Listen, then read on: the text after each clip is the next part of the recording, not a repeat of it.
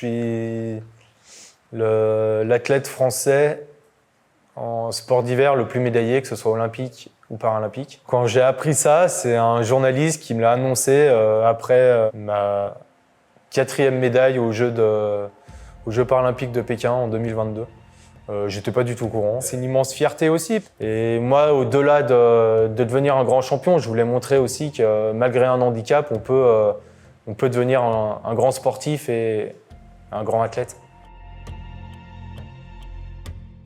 C'est énormément de bonheur, de joie aussi que j'essaie de retransmettre aussi dans les jeunes générations qui peuvent arriver, qui ont eu un parcours de vie aussi forcément haché, difficile et qui se reconstruisent via le sport. Les valeurs que j'ai envie de retransmettre, c'est aussi tout simplement les valeurs de l'olympisme, du paralympisme, c'est-à-dire un sport propre, le respect envers tous ceux qui nous entourent, que ce soit les entraîneurs, les autres athlètes, nos coéquipiers, même les adversaires. S'ils nous battent pendant une compétition, c'est simplement parce qu'ils ont été meilleurs, donc tu leur dois aussi ce respect-là. Quand tu les bats, ils te doivent aussi le respect. Un sport sans triche, la politesse.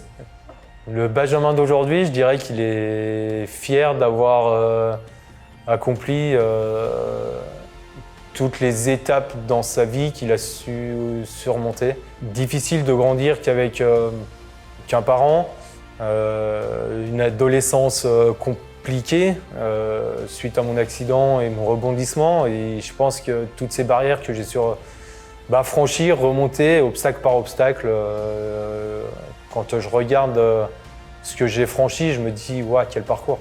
La plus belle image que j'ai pu avoir, c'est après mon premier titre de champion paralympique aux Jeux de Pyeongchang en 2018, de voir ma famille en pleurs dans les tribunes. Ouais.